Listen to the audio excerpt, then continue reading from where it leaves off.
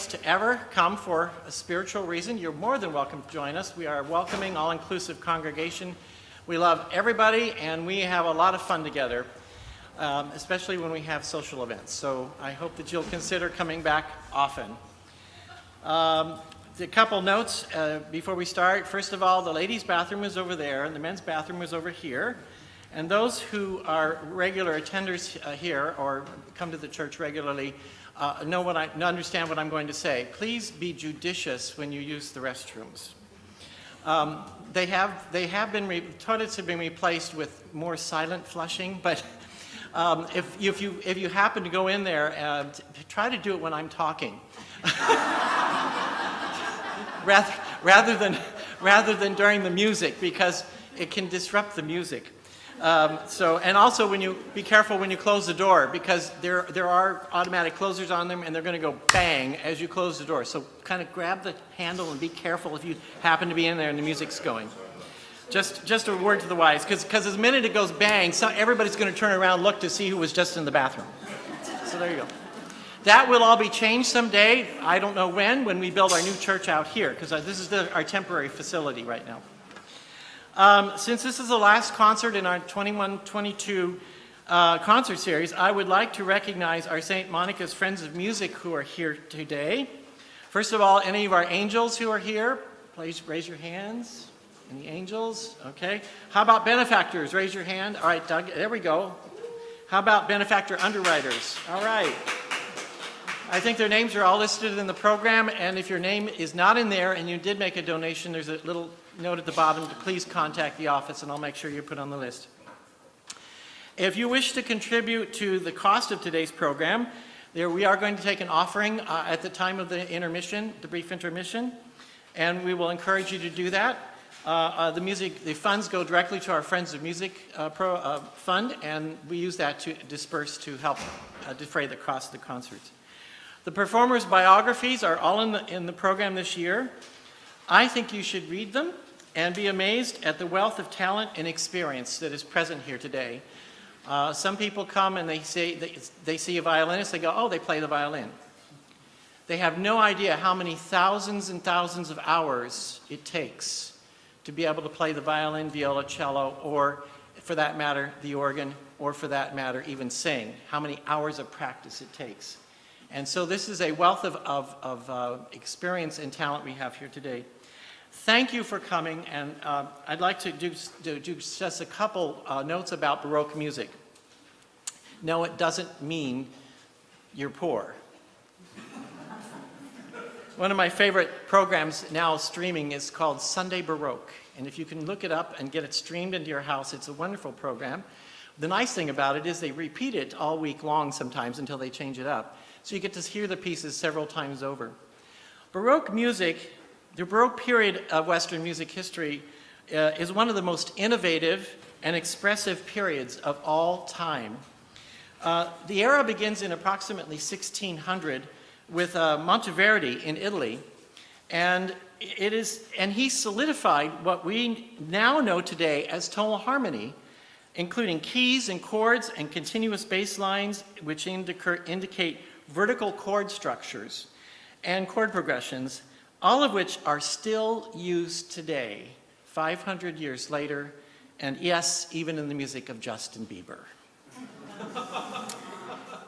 Still using the same chord progressions that Monteverdi used in 1600.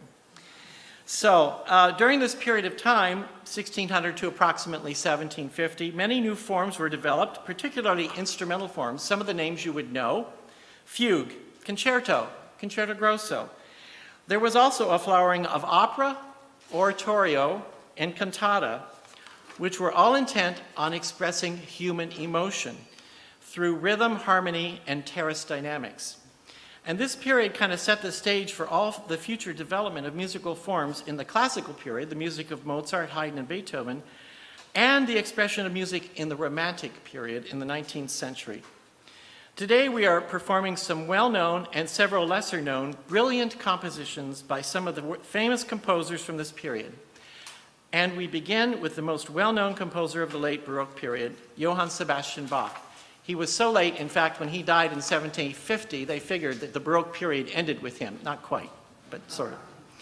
The Brandenburg Concerto that we're going to play is one of 6 instrumental works that Bach presented to the Christian Ludwig, who was the Margrave or Prince of Brandenburg in 1721.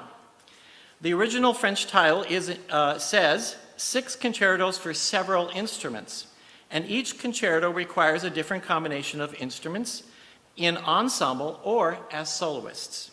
What's interesting to note is that Bach wrote out the music himself rather than leaving it to a copyist to just have them copy it. So he actually wrote all of the scores for all 6 concertos. It is highly suspected that by giving these concertos all together to the Margrave of Brandenburg, Bach was actually looking for a job. He said, here's my wares, would you like to buy them? Basically, the concertos were a sampling of his work, and the Prince's orchestra tried to play these concertos, but they were deemed too difficult. So the score was placed on the shelf of the Prince's private library and later sold when the Prince died in 1734 for $24. Later, the original score returned somehow to the Brandenburg archives and was misplaced, and they didn't rediscover the scores until 1849, over 100 years later, and in 1850 they were first published. It is interesting to note that during World War II, the manuscript was nearly lost when being transported for safekeeping to Prussia by a librarian on a train.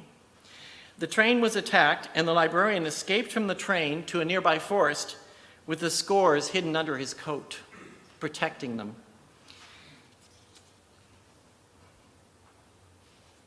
That made me think what's going on in Ukraine right now. That culture has to be saved.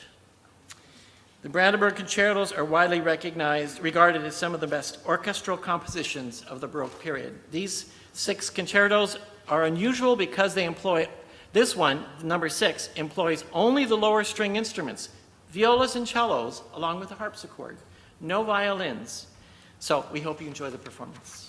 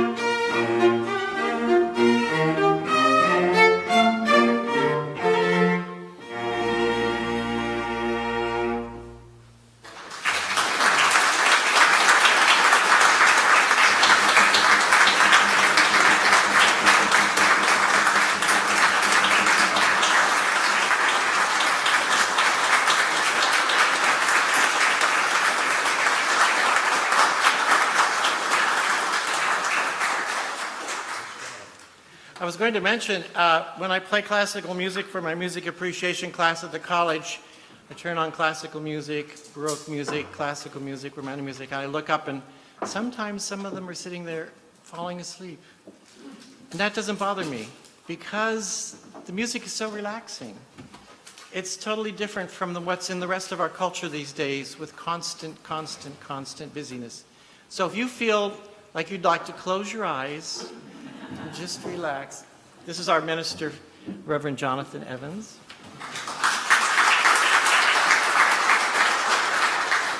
And if you come to church, I wouldn't fall asleep during his sermons, though. But you're more than welcome to just relax and enjoy the music and just take it as a little moment of time out of your daily life. Now, I told them they could move around while I was talking. That's what they're doing because they're reorganizing themselves for the next piece.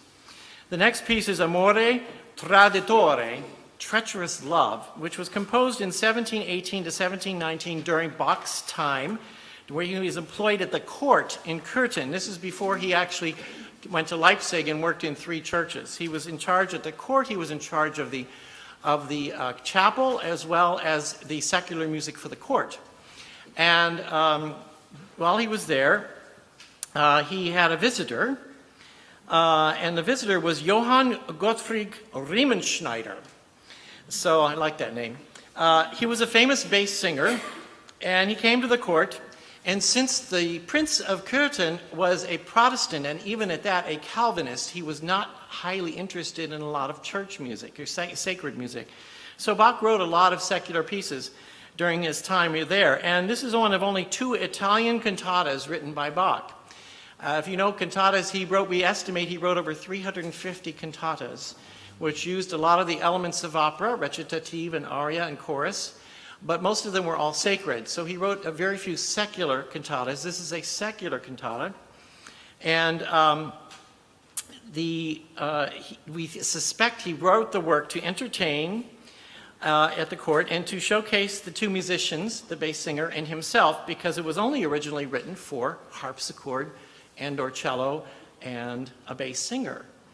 So the libretto, the text, is by an unknown author. However, Italian poetry, this is something new to me, Italian poetry was very well known in the court at Cöthen. So things coming up from the south there, as it were. This was originally composed, as I said, for cello and harpsichord, but we have today a world premiere arrangement. Our bass singer, Sam Ish, who is also our bass section leader here at the church and one of my students, he has written out an orchestration for strings and flute of this piece. And so this is the first time it's ever been heard by the public, and I hope that you'll enjoy it. And there's 3 short movements, and the translation is in your program, so I hope you'll follow along. He'll be singing in Italian.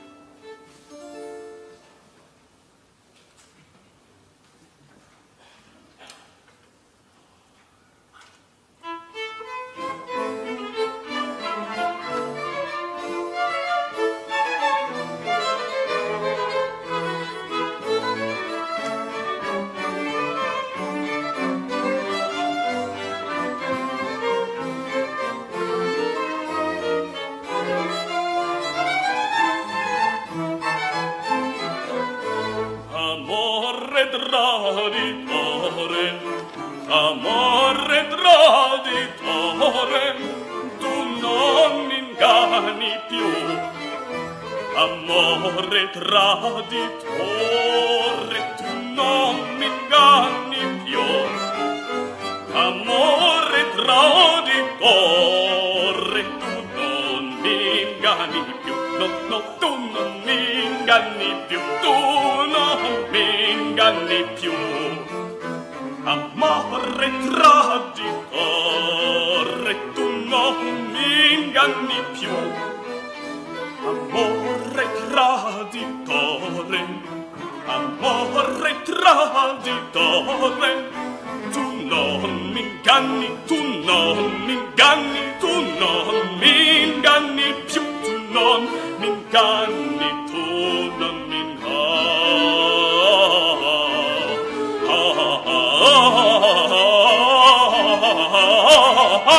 Tu non mi inganni più.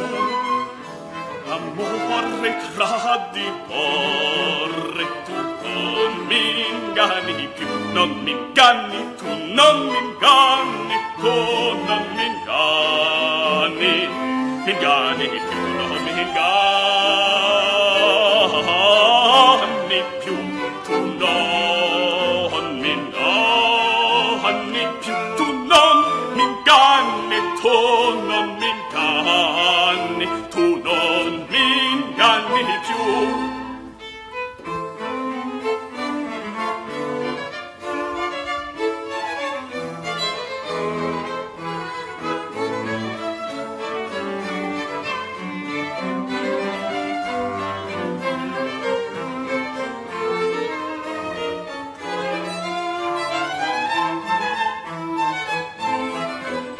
Non voglio più catene,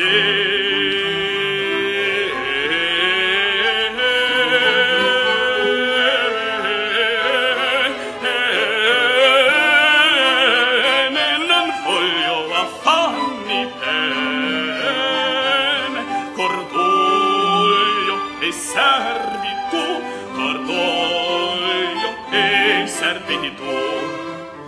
non voglio più catene, non voglio affanni, pene, cordoglio e servitù. Non voglio più catene, non voglio affanni, pene, cordoglio e servitù. Cordoglio e servitù. Non voglio più catene, non voglio affanni, pene, cordoglio e servitù, cordoglio e servitù.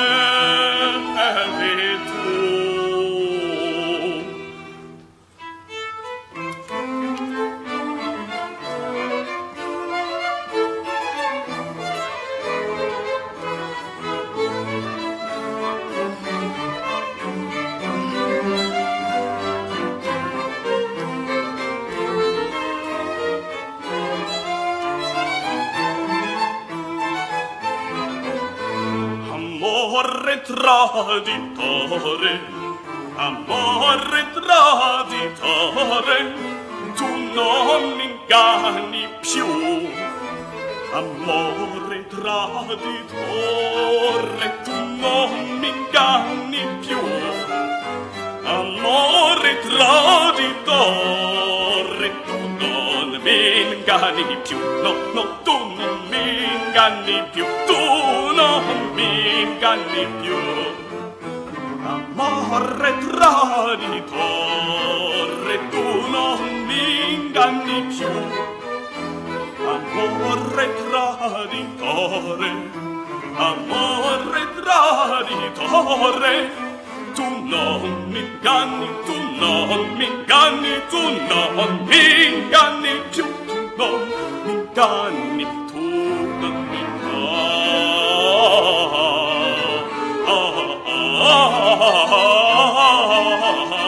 inganni, tu non mi inganni più. Amore traditore, tu non mi inganni più. Non mi inganni, tu non mi inganni, tu non mi inganni più, tu non mi inganni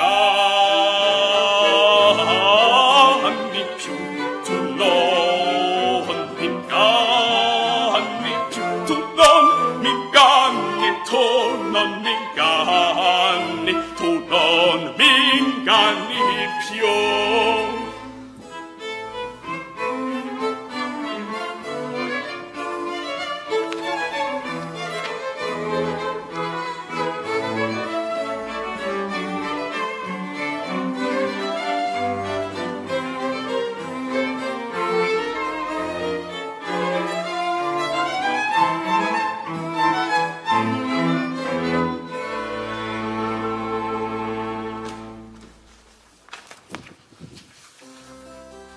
Voglio provar, se posso, sanar l'anima mia dalla piaga fatale, e viver si può senza il tuo strale.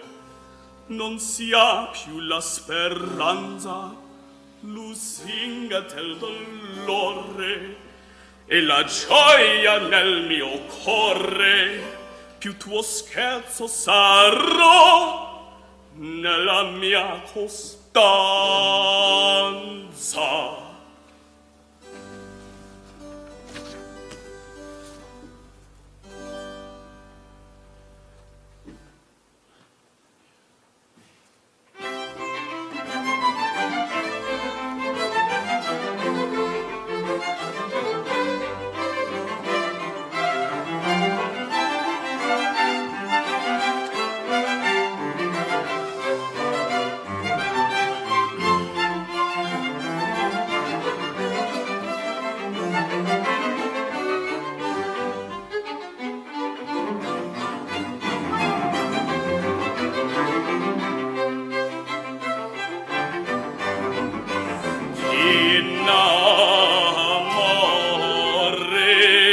nemica la sorte, che follia se non lascia ad amar.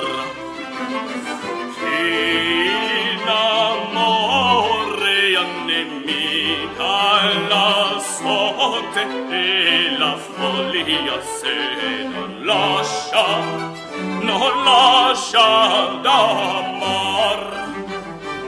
In amore a nemica la sorte e follia se non lascia d'amar. E follia se non lascia d'amar.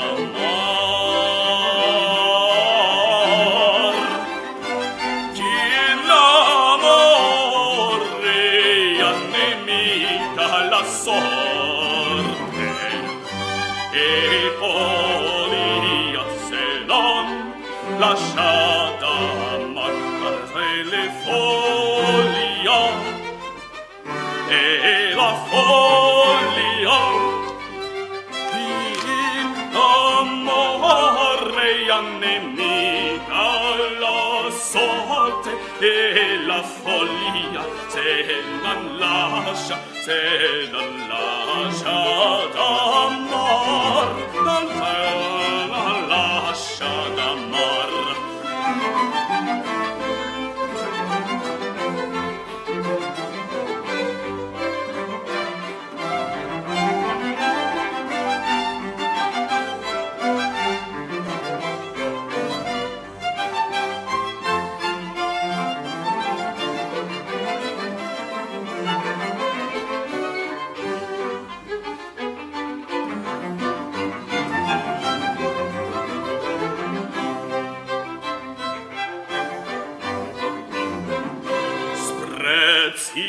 L'alma le crude ritorte se non trova mercede al benar.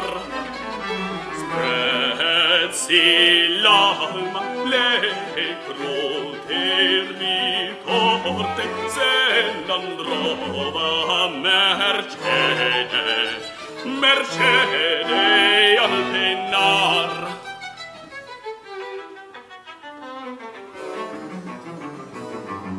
Sprezzi l'alma le crote ritorte se non trova mercede al penar. Sprezzi l'alma le crude ritorte se non trova mercede al penar.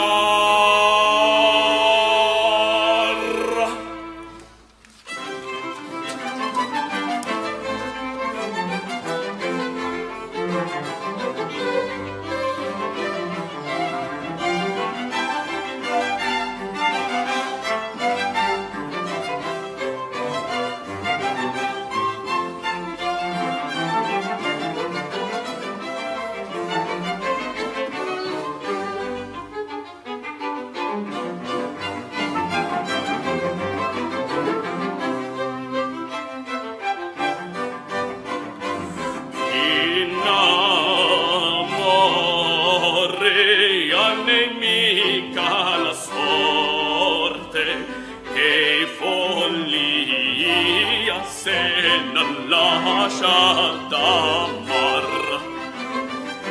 In amore a nemica la sorte e la follia se non lascia d'amar. In amore a nemica la sorte e follia se non lascia d'amar.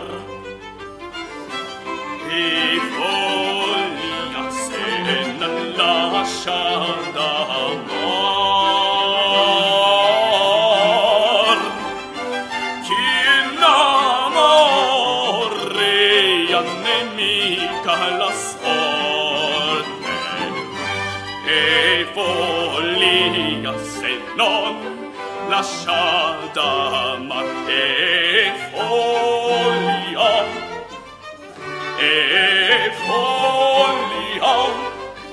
chi innamore a nemica la sorte e la follia se non lascia d'amar se non lascia d'amar.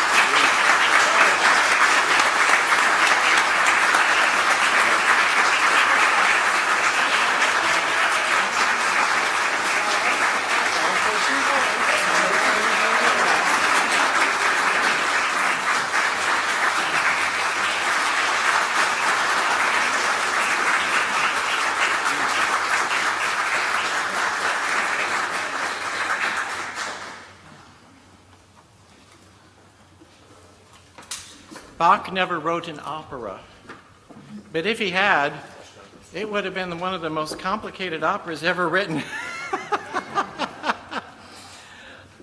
Anyway, that's why Handel's operas were so much more accessible and easy going, because they were so much more tuneful sometimes. The next piece we're going to play before a little intermission is called La Folia. And interestingly enough, online I looked this up, La Folia has been called an unrivaled phenomenon in the history of music. Literally, the word means madness or folly or empty-headedness. So, this simple but intriguing tune was first published in 1672, but its roots go back even further into the 16th century, the 1500s. It's interesting that this idea of the chord progression that is the foundation for La Folia and the little tunes that go with it, the variations, would remain a major challenge for numerous composers throughout the ages and even up to the present day, and you didn't even know that. La Folia is founded as a part of a famous Bach cantata. Bach used it, and even in popular film tunes and in the hit charts of Vangelis. They used the same chord progression and the same idea. The flexibility of the theme to incorporate and adapt features of new musical styles is not only amazing, but also essential for its survival through all of these centuries. Another striking feature of La Folia is the variety of instruments used to play the theme in a completely natural way. Let's see, they've written it for bassoon, bird organ, we don't have a bird organ here, brass quintet, they've written it for carillons, they've written it for clavichords, English handbells, mandolin, some instrument I've never heard of, nyckelharpa, the salterio, the sitar, and ukulele. Composers have written La Folia for all of these instruments. Amazing. It ceased to exist in the middle of the 19th century with a convulsion of renewal in the 1930s with a set of variations by Rachmaninoff and later on by Carlo Ponce. What's interesting is that the name is not well known to the larger public today, although more than 150 composers from Lully to Beethoven and beyond composed a lot of brilliant variations during the past 330 years or more. And what is La Folia? The name Folia is of Iberian origin, the Iberian Peninsula, and it's specifically Portuguese, and refers to, all right, Any young? Okay. It refers to a fertility dance in 3/4 time, originating in the late 15th century. In music, folia meant, at least until the 1670s, a very quick-paced and tumultuous dance in which the dancers carried men dressed as women upon their shoulders. Very interesting. They were literally driven mad by the noise and the stirring rhythm. Vivaldi's La Folia that we're about to play is a set of 20 rhythmic variations based on what is known as the repeated La Folia harmony.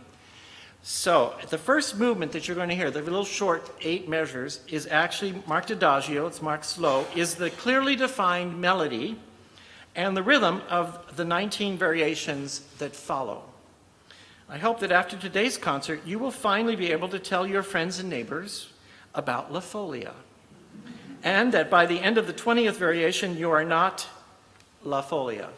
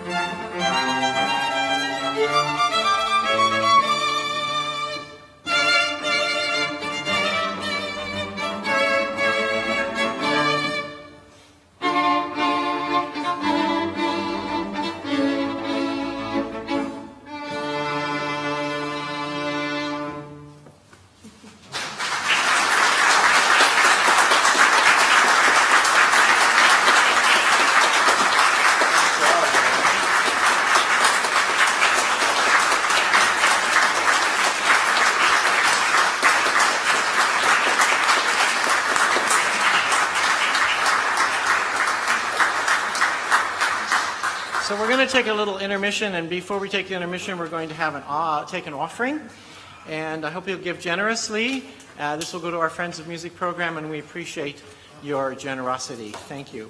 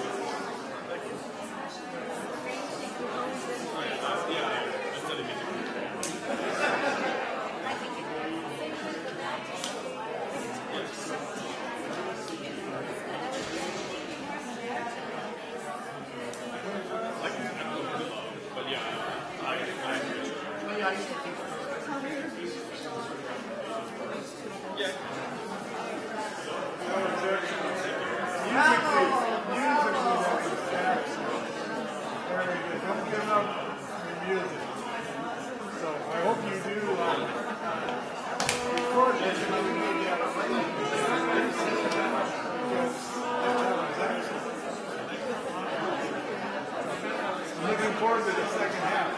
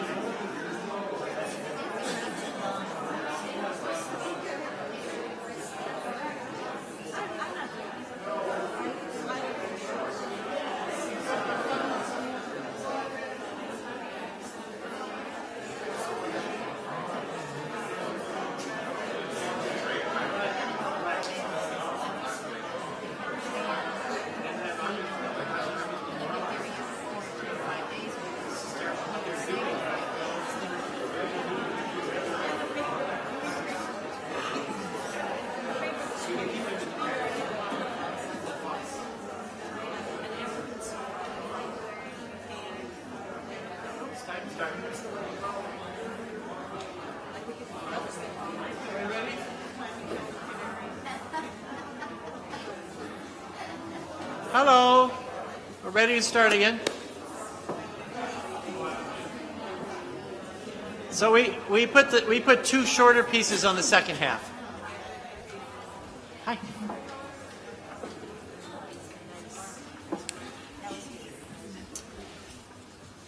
So now we're going to have Sam come up and sing another special cantata. In the history of Western music, George Philipp Telemann, Georg, as they say in Germany, wrote more music than any other composer. People think Bach wrote a lot of music. Telemann wrote more than double the amount of music that Bach wrote. His compositions are for every instrument and combination of instruments possible: keyboard music, orchestra music, chamber music, opera, cantata, oratorio, all genres that were popular in the Baroque era. He had an amazingly creative life, and he learned to play almost all the instruments that were available at the time. He was so well known during his lifetime that when there was an opening for a new cantor, the town council in Leipzig wanted to hire Telemann. However, Telemann was an international composer and liked to travel all over Europe. He said, "No, thank you. I don't want to be tied down to one town and one job." So the town council hired their second choice, Johann Sebastian Bach.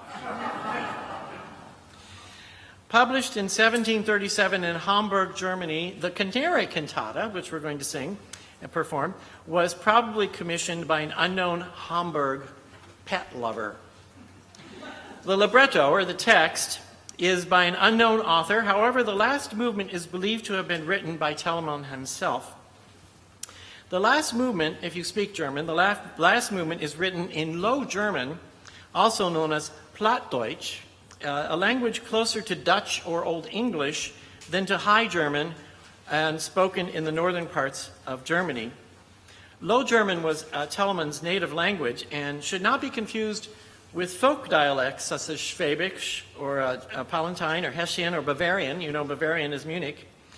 All of which are derived from more normal Hochdeutsch, regular German.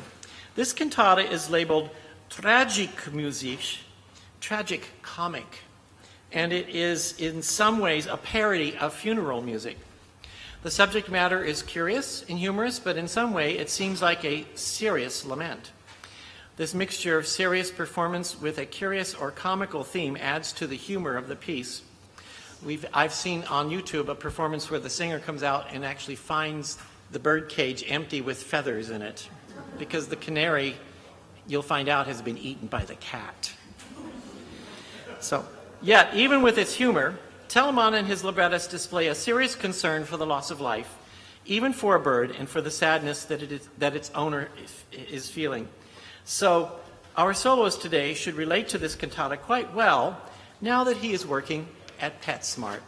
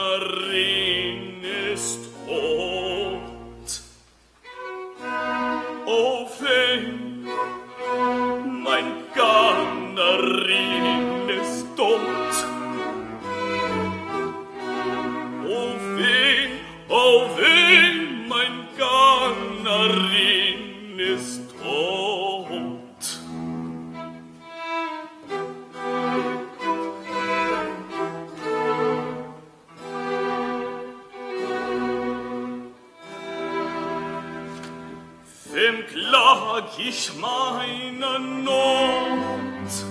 Wem klag ich meiner bitteren Schmerzen? Vernehmst dies Leid mit mir, du Herzen.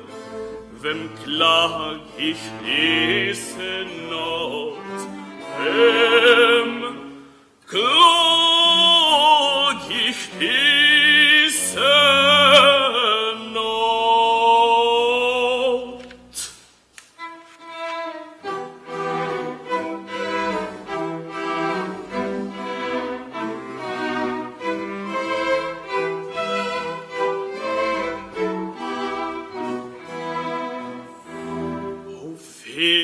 Oh weh, mein Gannerin ist tot. Oh weh, mein Gannerin ist tot. Oh weh, mein Gannerin ist tot. Oh weh, mein Gannerin ist tot.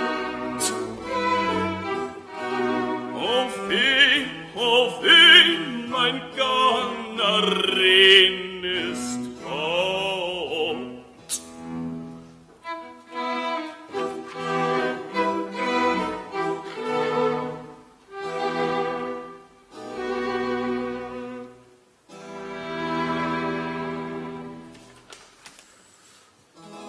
So geht's mit der Vogelfreude und mit den Dingen dieser Welt, die unlustigsten Lüsten beigesellt. Die Freud vergeht mit dem Leiter. Ja, der schlaue Vogel kann dies lernen. Er warnet seiner Lust vortrefflich anzuhören. Und fast ein Wunder seiner Zeit. Der kleine Hals war voll geschliffen und hat manch feines Lied gepfiffen zur Fröhlichkeit. Allein die Freud ist aus, er lieget nun gestreckt und wird mit schwarzer Erd bedeckt.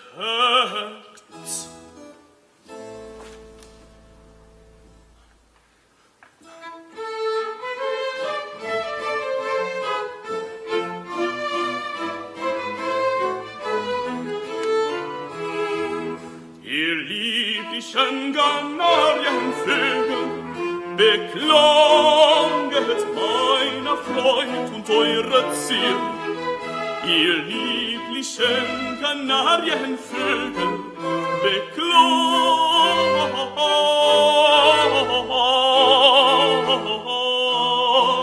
meiner Freund und eure Zier.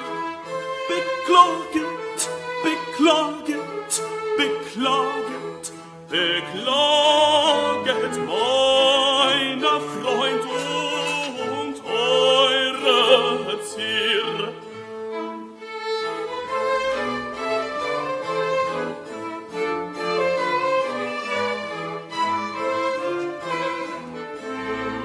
Ihr Vogel, ihr sonst so wunderschön, mit künstlich lieblichen Gedön, den munteren euren Fleck zu dienen.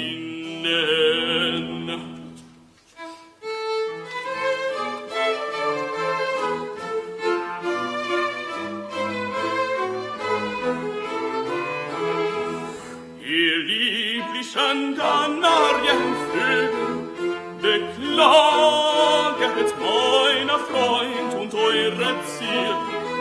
Ihr lieblichen Kanarienvögel, beklaget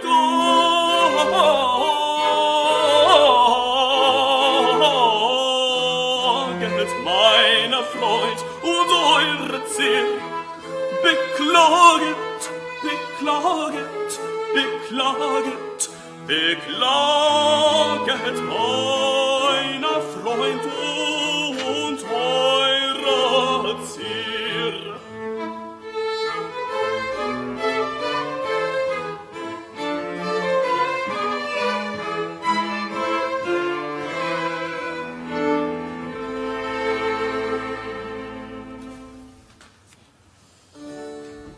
Was soll ich mehr zu deinem Lobe singen, o edler Kanarin? Du konst ein helles Kerlchen also zwingen, dass aller Ohren Herzen ziehen, die dich gehört, befähigt wurden. Nur dir grausamer Tod allein, konnt der verliebte Ton doch nackt beweglich sein. Denn du hast grob und vermessen den teuren Bissen weggefressen.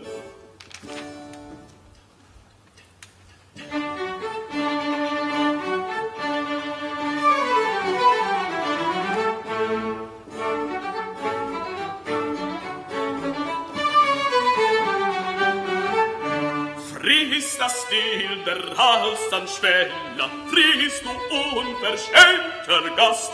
Friss, friss, friss, friss, friss das Stil der Halsanschweller, friss du unverschämter Gast. Friss du unverschämter Gast.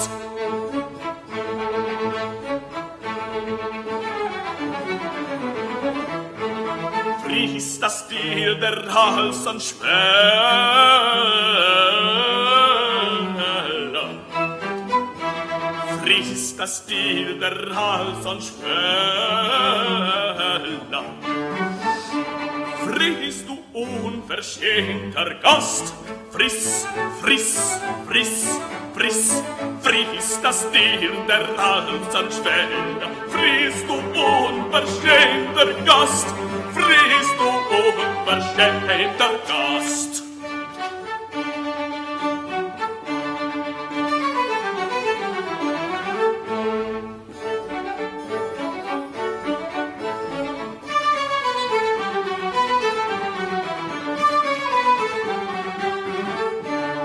Dass dich der Vogel zerkratze, zerriesse und dir den Magen und Därme zerbiesse, bis du ihn gespien hast, bis und beste auf der Stelle. Friss, friss, friss und beste auf der Stelle.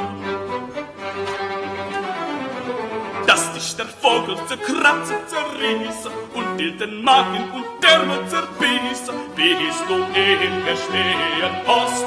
Friss, friss, friss und beste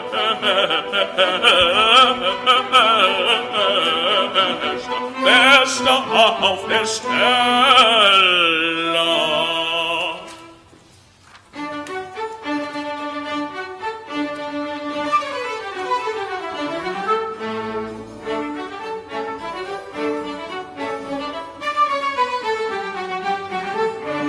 Friss das Stil der Halsanschweller, friss du unverschämter Gast. Friss, friss, friss, friss, friss das Stil der Halsanschweller, friss du unverschämter Gast. Friss du unverschämter Gast.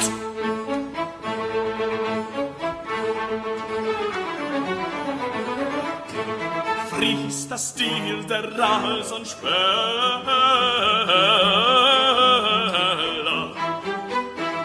friss das Stil der Halsanschweller, friss du unverschämter Gast.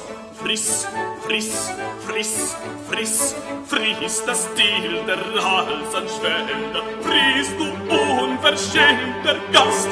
Friss du unverschämter Gast.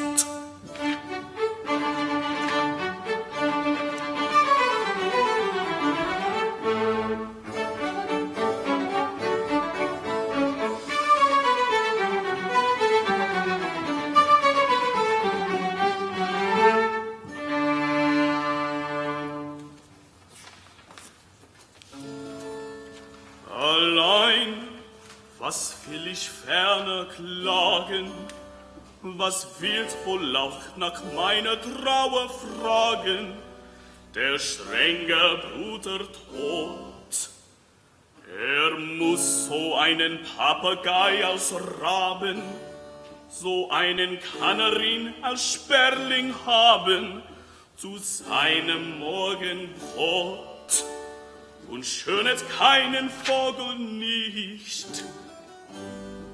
Verloren, so fahre ihn, betrübtes Wort, fahr ihn, du mein geliebter Gönnerin, sollt gleich das Glück mir seinesgleichen wiedergeben, wie voll es kaum geschieht, so kommst du doch in meinem ganzen Leben mir nimmer mehr aus meinem Sinn.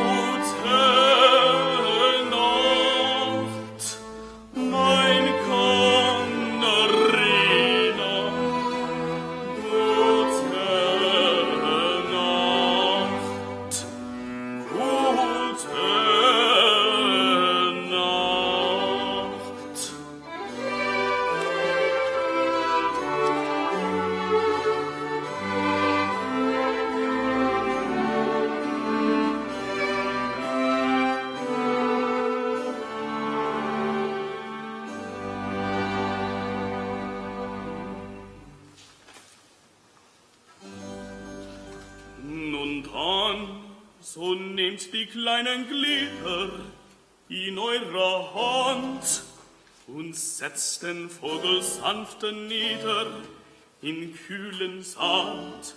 Macht, dass er sicher möge liegen, mich bei meinem Leiter zu vergnügen. So lasset dieses noch die letzte Ehre sein, was beschreibt auf dem Leichenstein. Da der Hagel, hier liegt ein Wagen, der Gunmann hat die Quinquillere und alle Menschen konnten terren. Du sträcke bin, hast du fått diesel fagelfratten, så full ich statt du verfattern den hast geschmärten.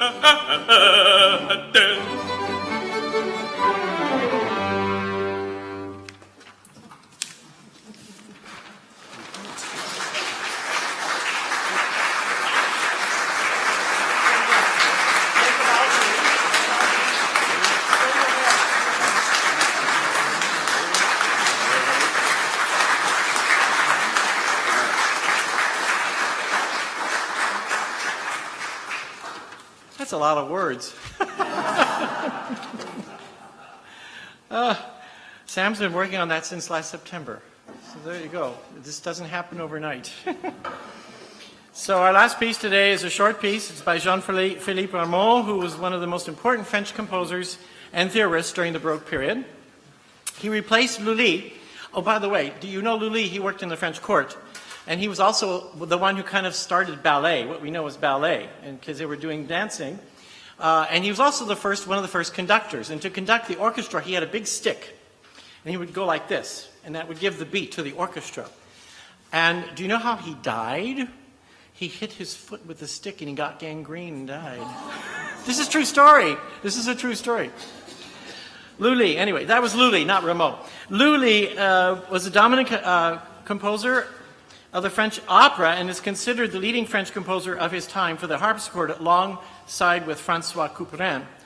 And Rameau follows right in that footsteps. As well known as he did not write his first opera until he was 50 years old. Opera was all the rage back then, and Rameau, being a theorist and teaching music theory, did not write his first opera until he was 50 years old. There's hope. So his opera, Les Indies Galantes, from which this rondeau is extracted, was the result of a cross-cultural event. I'm going to fast forward to the Impressionist period. Does anybody know what happened in Paris in 1880, 1890? There was one of the first World's Fairs was there, and Indonesian musicians came from Indonesia to Paris and played the gamelan, and a composer heard the gamelans, and it influenced his compositions going forward. His name was Claude Debussy. So that was a cross-cultural event. This is another cross-cultural event. In 1725, the French settlers in Illinois, in the United States, sent Chief Agapit Chicago of the Michigama and 5 other chiefs to Paris.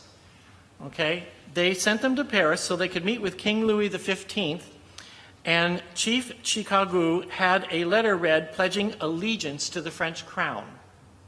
So this is prior to the American Revolution. So the Indians were pledging their fealty to the French, which owned that land in Illinois.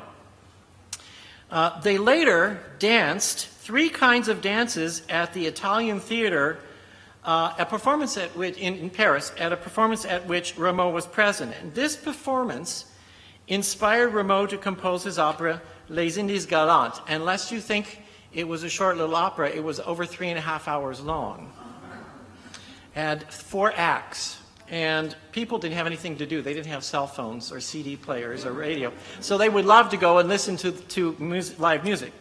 So although in 1726 the premiere met with a lukewarm reception from the audience, subsequent performances and a new mounting of the production in 1736 became very popular with the Parisian audiences and remained so for another 40 years. They performed this opera for 40 years in Paris, up until almost the time of the French Revolution. This rondeau is part of Act 4 of the opera and takes place in a forest in America. How do you like that? On the border of the French and Spanish colonies, where the ceremony of the peace pipe is about to be celebrated.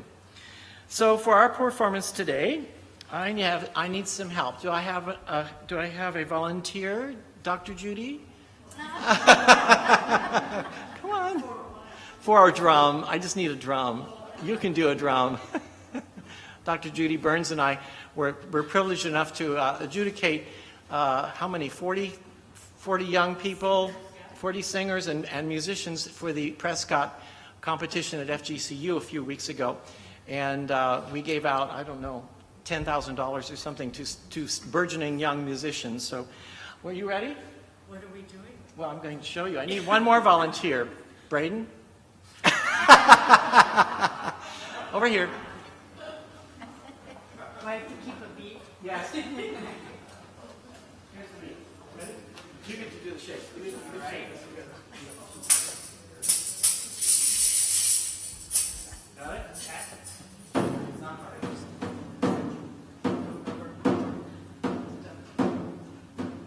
Okay, you got it? All right.